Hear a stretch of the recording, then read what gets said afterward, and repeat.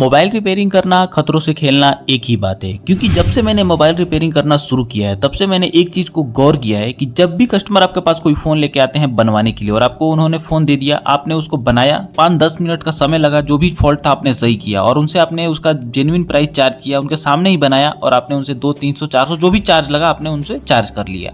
अब होगा क्या कि कस्टमर आपको वो पैसा देना ही नहीं चाहेगा, उनको लगेगा कि बहुत ज्यादा ले रहा है, भैया 200 ले लो, भैया 300 ले लो, या फिर भैया बहुत ज्यादा ले रहे हो। मतलब कहने का मतलब है कि आप उनके सामने अगर सही काम करके सही प्राइस लोगे तो उनको बिल्कुल देना एकदम, मतलब उनको लगेगा